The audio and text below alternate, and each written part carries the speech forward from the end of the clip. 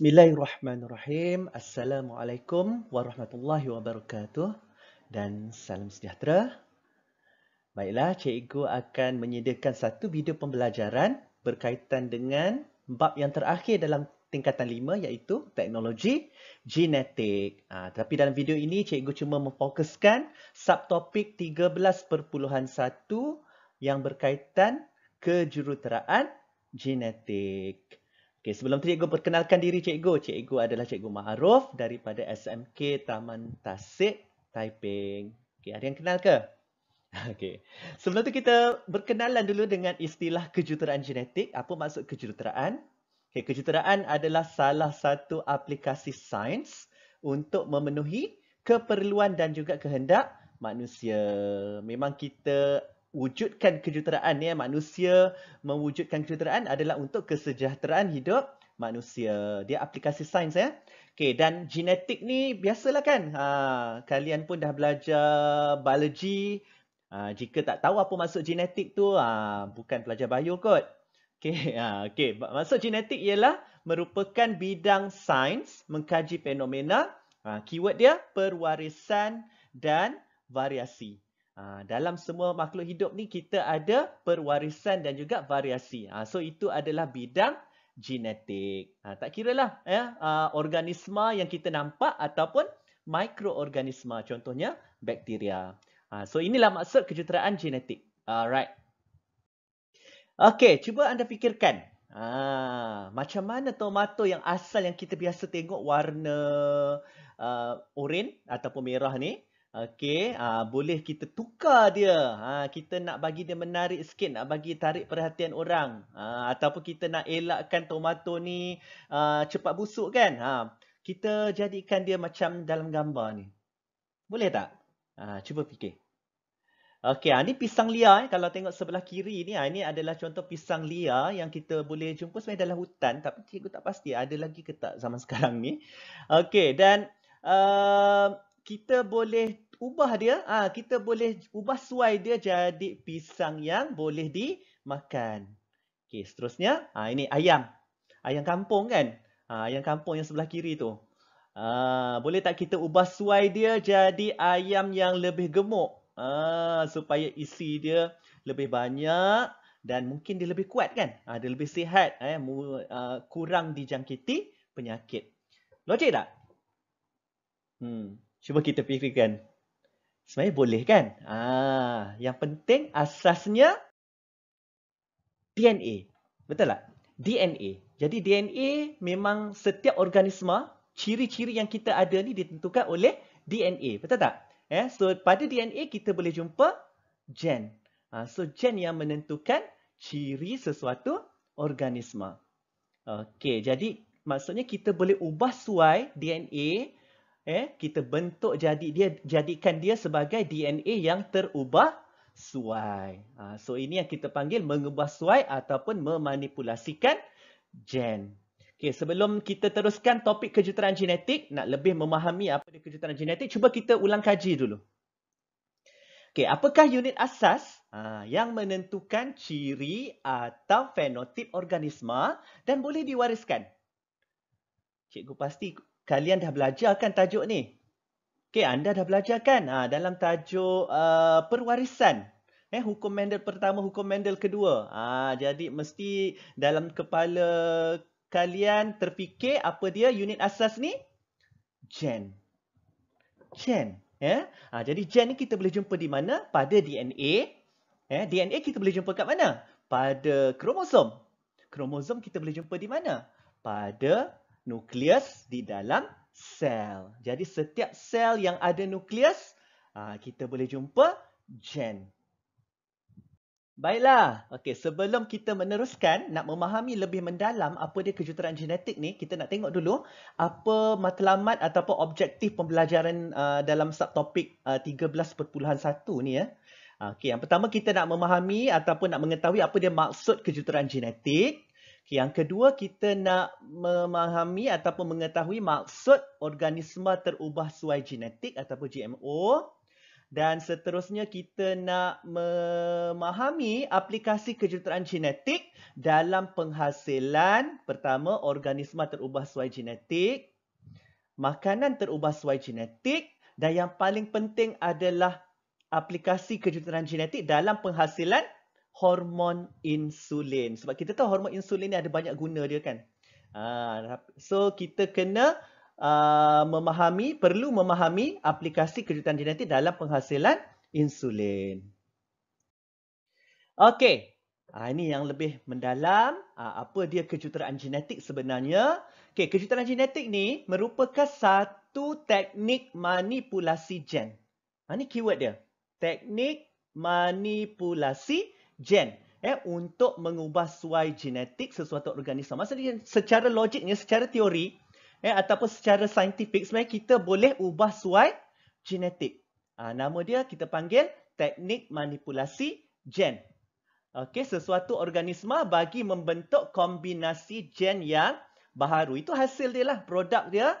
Dia akan hasilkan kombinasi gen yang baharu. Okey.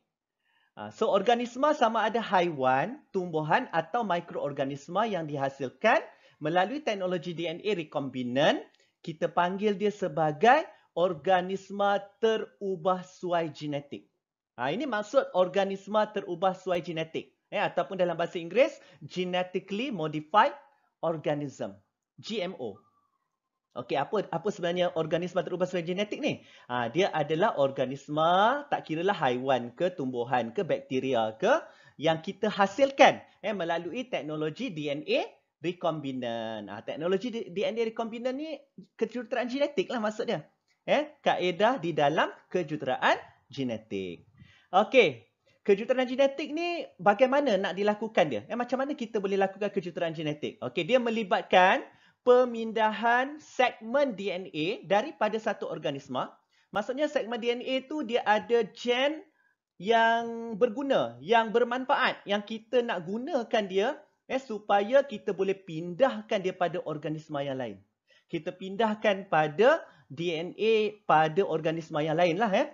Okey, so itu yang kita panggil teknologi DNA rekombinan. Nanti kita akan lebih faham lagi apa dia sebenarnya teknologi DNA rekombinan ni. Okey, dengan menggunakan teknik dan prosedur dalam teknologi DNA rekombinan, ahli biologi dapat membina semula DNA ataupun genom. Genom ni apa dia sebenarnya? Genom ni adalah satu set DNA yang lengkap. Kita panggil genom. So kita dapat bina semula genom ataupun set DNA yang lengkap dan dia ada gabungan DNA yang lain, DNA baru ataupun gen yang baru daripada organisma lain dan dia akan jadi lebih sempurna, lebih baik ataupun lebih berkualiti. Itu sebenarnya matlamat kejuruteraan genetik. Okey, ini contoh animasi berkaitan dengan kejuruteraan genetik. So ada DNA dalam bentuk bulatan DNA ni digabungkan dengan DNA yang berwarna merah tu. Yang berwarna merah tu itu adalah DNA daripada organisma lain. So gabungan tersebut kita panggil dia sebagai DNA rekombinan. Kaedah dia nanti kita fahamkan dalam penghasilan insulin nanti. Okey, organisma terubah sesuai genetik ataupun singkatan dia kita panggil GMO, Genetic Modified Organism. Okey, apa dia sebenarnya? Dia adalah organisma yang mengandungi DNA rekombinan. So kalau kata mutasi, itu bukan DNA rekombinan itu semula jadi. Tapi yang ini aplikasi manusia secara kejuruteraan. So kita boleh ubah sesuai bahan genetik ataupun DNA. So terhasillah organisma yang mengandungi DNA rekombinan. So kita panggil organisma ni sebagai organisma terubah sesuai genetik. Okey, maksudnya melalui teknologi DNA rekombinan, kombinasi gen yang baharu dapat dihasilkan pada sesuatu organisma. Kita tengok contoh dia. Okey, yang ini kita ada fragmen DNA daripada organisma lain, contohnya daripada manusia lah. Kita nak masukkan ataupun kita nak selitkan ke dalam DNA organisma B. B itu contoh dia bakteria. Okey, so kita selitkan dia ke sini. So dapatlah hasil dia adalah DNA recombinant. Ini yang maksud DNA recombinant. So dia ada kombinasi DNA yang baru. So itu yang kita panggil organisma terubah suai genetik. Baiklah, kita fokus apa dia organisma terubah suai genetik ataupun singkatan dia GMO. Okey, organisma yang mengandungi ataupun yang mempunyai DNA recombinant, ada je DNA recombinant ni, kita boleh panggil dia sebagai organisma transgenik. Trans mungkin maksudnya pindah. Okey, genik tu bahan genetik. So maksudnya dia ada perpindahan bahan genetik. So kita panggil dia organisma terubah suai genetik. Okey, contoh dia yang inilah ya, yang kalau kata lembu ni, lembu yang telah mengalami proses kejuruteraan genetik. So kita boleh hasilkan lembu yang boleh mengeluarkan susu tanpa beta-lactoglobulin. Beta-lactoglobulin. Sebenarnya apa dia beta-lactoglobulin ni? Dia adalah sejenis protein yang kadang-kala dia boleh menyebabkan alergi kepada kanak-kanak. Kalau kita tengok ada individu yang alah kepada ataupun alergik kepada susu lembu kan. Jadi susu lembu tu ada beta-lactoglobulin. Jadi sekarang kita ada kaedah kejuruteraan genetik dan kita boleh hasilkan lembu yang boleh mengeluarkan susu tanpa beta-lactoglobulin. Jadi semua kanak-kanak yang mungkin mengalami masalah alergik pada susu lembu yang original, yang asal, so kita boleh gunakan susu lembu yang hasil daripada kejuruteraan genetik ni lah ya. Okey, ini kambing. Kambing ni boleh menghasilkan faktor pembekuan darah. Susu lembu dia lah. Susu lembu. Susu kambing. Susu kambing daripada kambing ni, dia mempunyai faktor pembekuan darah. Bagaimana terhasil? Secara kejuruteraan genetik. Ini untuk sesuai kita boleh gunakan susu kambing ni sebagai rawatan untuk pesakit hemofilia. Sebab pesakit hemofilia dia tak ada faktor pembekuan darah kan. Jadi kita boleh gunakan susu kambing hasil daripada kejuruteraan genetik ni. Okey, makanan terubah suai genetik ataupun nama lain dia genetic modified food. Bahasa Inggeris kan, genetic modified food. So GMF. So kita dah berjaya menghasilkan secara teknologi DNA recombinant, kita dah dapat hasilkan banyak tanaman secara kejuruteraan genetik. Contoh dia padi, kelapa sawit, nanas, jagung dan kacang soya. Serta ternakan, haiwan-haiwan ternakan seperti ikan salmon, lembu dan juga kambing. Semua kalau kita tengok ni adalah makanan kita, betul tak? Makanan yang perlu dihasilkan dalam kuantiti yang banyak dan juga kita nak ada ciri-ciri yang kita nak, ciri-ciri yang diingini, supaya dia boleh mendatangkan manfaat kepada kesejahteraan hidup manusia. Okey, makanan yang terubah suai genetik ataupun GMF, dia mempunyai DNA daripada spesies tumbuhan ataupun haiwan yang lain. Itulah yang kita kata kejuruteraan genetik ni sebab dia dah terubah suai secara kejuruteraan genetik. Okey, pengambilan GMF oleh manusia berkemungkinan dapat membawa pelbagai implikasi yang masih belum diketahui terhadap kesihatan. Sebab benda ni baru lagi. Jadi kita belum tahu secara sahih ataupun sah, okey, adakah pengambilan makanan yang terubah suai genetik ni betul-betul selamat. Setakat ni belum dengar lagi lah masalah-masalah besar yang dihadapi akibat proses kejuruteraan genetik. Okey, tapi kebaikan dia banyak sebenarnya. Kebaikan kenapa dilakukan kejuruteraan genetik? Kalau kita tengok ada 5 kat sini yang saya senaraikan. Pertama, rintang terhadap herbisid. Jadi kita tak perlu risau kalau kata kita spray herbisid kepada tanaman kita. Jadi dia ada kerintangan lah. Pokok tu tak akan matilah. Tanaman kita tu tak akan matilah. Tapi yang mati adalah rumpai ataupun yang mengganggu tanaman yang lain dekat sekitar dia akan mati. Tapi yang tanaman terubah suai genetik ni dia boleh tahan. Dia rintang kepada herbisid. Okey, yang kedua, rintang terhadap penyakit. Ini yang paling kita nak. Supaya pokok tu ataupun tanaman tu dia tak mudah rosak kan, tak mudah mati disebabkan oleh penyakit. Okey, yang ketiga, kegunaan dalam bidang perubatan. Ini memang sangat luas. Kita menggunakan kejuruteraan genetik dalam bidang perubatan. Okey, yang keempat, toleransi terhadap logam berat. Jadi kalau kata kita ada fitoremediasi kan. Fitoremediasi ni berkaitan dengan penyerapan logam berat sebab ada sesetengah tumbuhan dia boleh menyerap logam berat dan kita daripada kejuruteraan genetik ni kita boleh pastikan yang tanaman kita tu bebas daripada logam berat.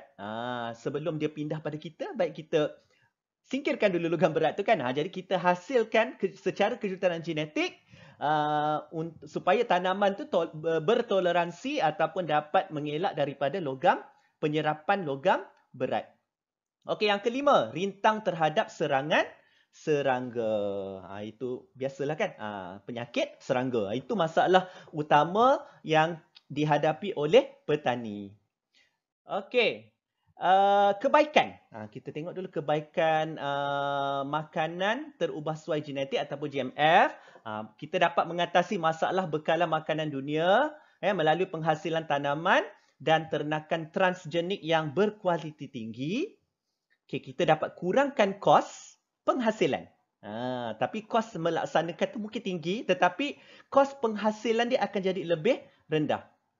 Kajian tu mungkin melibatkan kos yang tinggi lah, tapi dari segi penghasilan dia nanti kalau kata kita kita dapat hasil dia, kita boleh kurangkan kos penghasilan. Okey, meningkatkan kandungan nutrisi dalam tanaman, kita boleh tambah khasiat pada makanan utama kita ni, dan kita boleh mengurangkan masalah serangga, dan kita boleh mengurangkan penggunaan racun serangga ataupun pestisid, racun perosak ataupun pestisid. Okey, dan kita boleh dapatkan hasil yang banyak. Bila ada hasil yang banyak, harga makanan akan jadi lebih murah dan mudah didapati. Tiada lagi lah masalah kebuluran makanan. Ini kebaikan dia lah. Kalau kita ikutkan, kebaikan dia banyak. Kalau kejuruteraan genetik ni. Okey. Keburukan. Namun begitu dia ada keburukan. Keburukan dia apa dia? Biasalah bila ada spesies baru yang terubah suai genetik ni, maksud dia spesies baru lah kan. Yang dia dah berubah kan. Dia jadi benda yang ataupun dia berevolusi jadi sesuatu yang lebih baik kan. Jadi spesies yang asal ataupun yang semula jadi ni dia akan terancam. Lama-kelamaan dia boleh pupus. Okey, terdapat kemungkinan kecil untuk gen yang dimasukkan ke dalam GMF ni dipindahkan kepada manusia. Patogen ni yang menyebabkan penyakit pada kita, mikroorganisma yang menyebabkan penyakit. Rumpai. Rumpai juga. Dia boleh dapat gen yang rintang terhadap antibiotik. Kita asalnya nak jadikan tanaman kita tu rintang kepada antibiotik, tetapi gen tu dipindahkan pula pada manusia, pada patogen ataupun pada rumpai.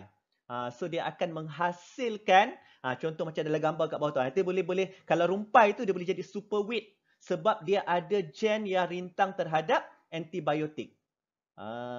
Dia tak mudah rosak ataupun tak mudah musnah. Padahal kita tak naklah super weed ni kan, sebab super weed ni mengganggu, memberi persaingan kepada tanaman pertanian. Okey. Kesihatan manusia, mungkin. Ini mungkin, saya berkata mungkin. So tak pasti lagi. Mungkin terjejas dan kandungan genetik manusia pun mungkin terjejas. So kena ada kajian lebih mendalam ataupun kena tengok lagi masa dalam tempoh beberapa tahun berikutnya baru kita boleh nampak kesan dia. Kesan kepada kesihatan manusia. Okey, bagaimana kejuruteraan genetik boleh digunakan dalam penghasilan insulin? Sebab kita tahu hormon insulin ni banyak guna dia. Kan? Betul tak? Jadi hormon insulin ni dia memainkan peranan penting dalam mengawal aras gula di dalam darah. Biasalah memang kita ada insulin dalam badan kita, dalam darah kita, sebab dia boleh mengurangkan paras gula dalam darah supaya kita tidak menerima kesan dia. Orang yang ada aras gula darah yang tinggi ni lama-kelamaan dia boleh mendapat penyakit apa? Diabetes mellitus. Okey. So, pada masa dahulu, insulin tu kita dapat daripada mana? Kita nak rawat pesakit diabetes mellitus ni, kita kena bagi insulin dekat dia. Sebab pesakit ni tidak dapat mengeluarkan ataupun merembeskan insulin daripada pankreas. Itu sebab dia. So, kita kena beri pesakit diabetes ni dengan hormon insulin. Mana nak dapat insulin ni? Kalau dulu kita dapat insulin, kita ekstrak daripada pankreas lembu. Kita ambil daripada lembu ataupun daripada kinzeh. Nampak tak? So, kat sini dah jadi isu. Halal haram tu dah jadi isu pada especially orang yang beragama Islam ni. Jadi isu besar sebenarnya ni. Ya. Jadi nak rawat pesakit diabetes mellitus ni jadi suatu kekhawatiran pada orang Islam sebab kita tak tahu sumber insulin tu daripada mana. Tetapi sekarang kita tidak perlu risau lagi sebab sekarang ni kita dah boleh gunakan kejuruteraan genetik untuk menghasilkan insulin secara komersial. Sebab tu banyak sekarang kita boleh mudah nak dapat hormon insulin. Dekat farmasi pun ada, dekat hospital lagi banyak lah kan. So kita boleh gunakan kejuruteraan genetik ni untuk menggunakan bakteria. Kita gunakan bakteria, tak payah pakai lembu ataupun kinzeh untuk hasilkan hormon insulin. Okey, selain insulin, boleh juga hasilkan vaksin juga. Vaksin hepatitis B, faktor pembekuan darah, hormon pertumbuhan. Semua ini telah berjaya, saintis telah berjaya hasilkan dia secara kejuruteraan genetik. Okey, kita fokus kepada penghasilan hormon insulin. Okey, cara bagaimana? Okey, gen insulin, sebab manusia yang ada gen insulin kan, sebab kita boleh hasilkan hormon insulin. Kalau orang normal, kita boleh hasilkan insulin kan. Jadi gen tu kita ambil daripada manusia lah. Daripada pankreas ataupun daripada sel badan kita. Kita pindahkan sebahagian ataupun gen yang menghasilkan insulin tu kita pindahkan ke dalam DNA bakteria. Cara dia kejuruteraan genetik. Okey. So, kita boleh biakkan bakteria. Bakteria mudah membiak. Sebab tu kita gunakan bakteria. Itu kebaikan bakteria ni. Sebab bakteria ni tak semua jahat. Ada bakteria yang, kebanyakan bakteria adalah bakteria yang baik, yang berguna. Tapi kita gunakan bakteria ni dalam kaedah kejuruteraan genetik ni, kita harap objektif dia adalah bakteria itu tolong manusia ni menghasilkan hormon insulin. Okey, ini kaedah dia. Kaedah yang spesifik mana tahu kalau boleh keluar dalam SPM nanti, tolong bagi perhatian, fokus sikit macam mana kaedah dia secara basic sebenarnya. Kalau detail tu kena belajar di peringkat universiti lah ya. Okey, so gen insulin yang warna kuning tu, warna kuning adalah gen insulin. Kita ambil daripada DNA manusia and then kita kenal pasti mana dia gen insulin. Dan gen insulin tu kita potong. Macam mana nak potong? Kita gunakan enzim pembatasan. So nama enzim tu adalah enzim pembatasan. So kita ambil enzim kita ambil je gen insulin tu, kita keluarkan daripada DNA manusia. Okey, menggunakan enzim pembatasan. So kita dapatlah gen insulin ni. Jadi kita nak letak gen insulin kat mana? Kita pindah dalam DNA bakteria. DNA bakteria dia unik sikit bentuk dia. Dia bentuk plasmid. Kita panggil DNA bakteria ni berbentuk plasmid. Dia bentuk bulatan. Dia tak macam DNA kita. DNA kita dalam bentuk kromosom. Tapi dalam bakteria, DNA dia berbentuk plasmid. Jadi plasmid dalam bentuk bulatan. Jadi kita potong dulu bahagian ni. Kita potong bahagian ni, kita keluarkan. Okay, keluarkan dia. Dan nanti kita akan selitkan ataupun sisipkan gen insulin ni ke plasmid tadi. Plasmid yang kita telah potong tadi. Nak potong biasalah kita guna enzim pembatasan. Ya. Okey, seterusnya. So, kita gunakan pula enzim DNA ligase. Ataupun ligase kan. Enzim DNA ligase ni. So, dia boleh mencantumkan kembali gen insulin tadi ke dalam plasmid bakteria yang telah dipotong tadi. So hasil dia inilah. Okey, so kita dapat dah. So kita dapat plasmid rekombinant. Boleh juga panggil DNA rekombinant, tak ada masalah. Kita guna yang asal tadi kan. DNA rekombinant yang telah berjaya disisipkan dengan gen insulin manusia. Yang warna kuning ni adalah gen insulin. Okey, so kita pindahkan balik ke dalam bakteria. Kita masukkan balik dalam bakteria ni. So hasil dia adalah plasmid rekombinan dimasukkan ke dalam bakteria. So, dapatlah bakteria transgenik. Kita dapat hasilkan bakteria transgenik. Inilah hasil yang kita nak kendaki. Melalui kaedah apa? Kejuruteraan genetik. Okey, so bakteria kita tahu dia mudah membiak. Kita perbanyakkan bakteria ni, kita klonkan dia, mudah saja. Boleh gunakan medium nutrien, medium agar semua tu. Kita boleh gunakan, itu contohlah. So kita boleh hasilkan, kita biakkan dia. Dan nanti apa yang bakteria ni berupaya, dia dapat menghasilkan, dia dapat merembeskan hormon insulin. So dapatlah insulin ni. Kita boleh ekstrak daripada bakteria. Kita tulinkanlah sebelum nak bagi pada manusia. Tulinkan dahulu, baru kita beri kepada manusia. Alhamdulillah, kita dah sampai di penghujung video pembelajaran kita. Mari kita uji diri dahulu. Ada 3 soalan yang berkaitan dengan kejuruteraan genetik ni. Okey, yang soalan pertama ni. Kejuruteraan genetik merupakan teknik apa? Bagi membentuk kombinasi gen yang baharu. Okey, kita bagi masa sikit. Cuba jawab dalam hati.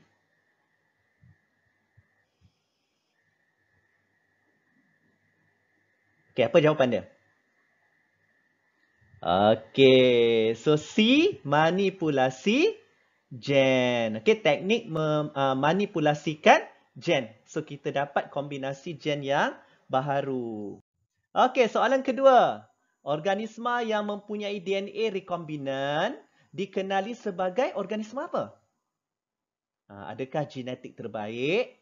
B, terubah suai genetik? C, rintang penyakit? D, mutant. Ni ada yang terkeliru ni. Ken. Okey. Saya bagi masa untuk korang jawab. So, jawapan dia apa? B, terubah suai genetik. Ataupun organisma terubah suai genetik. GMO. Okey, dan soalan terakhir. Penghasilan insulin dan makanan terubah suai genetik, macam mana nak lakukan dia? Apa kaedah dia? Adakah A, kejuruteraan kimia, B, terapi gen, C, pemilihan bebas, ataupun D, kejuruteraan genetik? Alhamdulillah, ramai jawab betul. Sebab kita belajar tentang apa hari ni? Kejuruteraan genetik. Okey, sebagai penutup, kita tengok, kita ulang kaji balik apa yang kita belajar hari ni.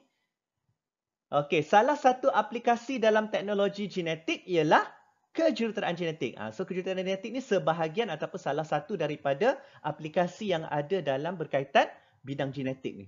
Okey, yang kedua, kejuruteraan genetik merupakan teknik memanipulasikan gen. Itu keyword dia. Teknik memanipulasikan gen bagi membentuk organisma terubah suai genetik ataupun organisma transgenik yang mempunyai rekombinan DNA yang baharu. So, dia dapat hasilkan, kita dapat hasilkan organisma transgenik ataupun organisma terubah suai genetik. Dia punya kata-kata ataupun istilah yang penting apa dia kejuruteraan genetik ni, teknik memanipulasikan gen. Okey, yang ketiga, organisma terubah suai genetik ataupun nama lain kita boleh panggil organisma transgenik akan mempunyai trait yang diperlukan bagi kesejahteraan hidup manusia. Trait ni ciri-ciri spesifik yang kita nak pada organisma terubah suai genetik ni. Itu yang kita lakukan kejuruteraan genetik. Supaya kehidupan kita ataupun organisma yang terhasil tu dia lebih berkualiti dan lebih mendatangkan manfaat kepada manusia. Okey, dan yang terakhir kita nak contoh apa dia kejuruteraan genetik ni, bidang kejuruteraan genetik ni yang utama yang sering dilakukan adalah kita dah memindahkan gen insulin ke atas DNA bakteria bagi membolehkan bakteria menghasilkan hormon insulin. So, diperlukan hormon insulin ni sangat diperlukan oleh siapa? Oleh pesakit diabetes mellitus ataupun kencing manis. Cikgu rasa ini sahaja pembelajaran kita ataupun video kita berkaitan dengan kejuruteraan genetik. Cikgu harap anda dapat belajar dengan baik dan lebih memahami apa dia kejuruteraan genetik. Semoga pembelajaran korang akan lebih cemerlang dan berjaya di masa hadapan. Okey, sekian. Terima kasih. Assalamualaikum warahmatullahi wabarakatuh. Salam sejahtera.